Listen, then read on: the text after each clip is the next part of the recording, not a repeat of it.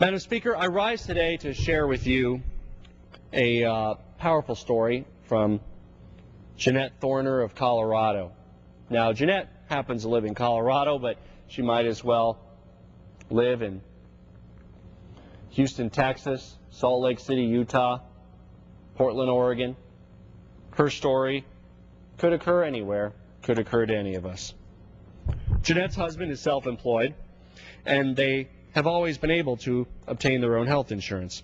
Now, in their younger years, where they didn't have any health issues, wasn't a problem. It was automatic, like a lot of things. When you don't need it, it's there. The real question is, what happens when you need it? In more recent years, Jeanette says it's been very difficult to get the coverage they need because of pre-existing conditions, some of which she says aren't even serious.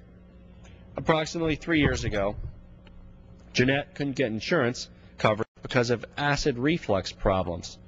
And she had to go finally with American Republic Insurance Company, who did insure her, but of course excluded any coverage relating to acid reflux disorders. The premiums were higher than they were with her previous plan, and they've gone up every year, and the coverage isn't even as good as what she had before, and doesn't include any prescriptions. Doctor's visits are limited to 3 a year with a maximum payment of $100.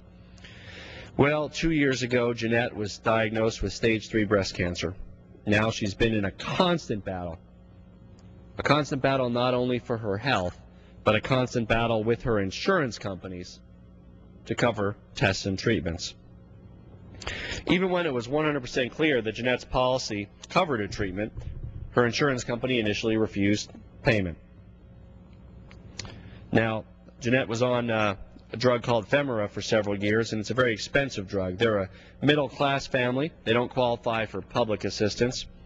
The least expensive price in the USA for this drug is, with a discount card, $350 a month. You know what Jeanette does? She actually re-imports from another country at a lower cost. You're allowed to do that for your own personal use, and unfortunately many American families with no other alternative are forced to resort to that. Jeanette's husband is now 67 and she's 64. Almost there for Medicare.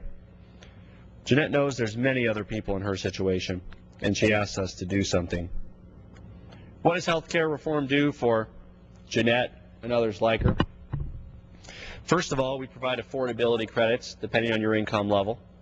So for a family of 4, up to $72,000 a year in income, you'll receive vouchers or credits that will enable you to help pay for the insurance policy of your choice. Secondly, you'll have access to the insurance policy of your choice through an exchange.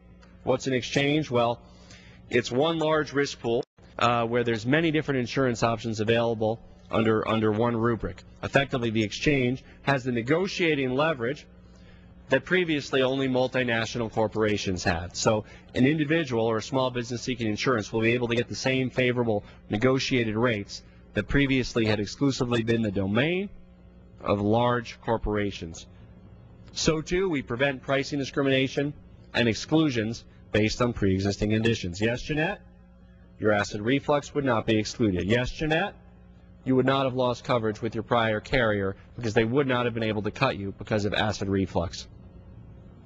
For families like Jeanette's across the United States, it's critical that this United States Congress act now to pass health care reform.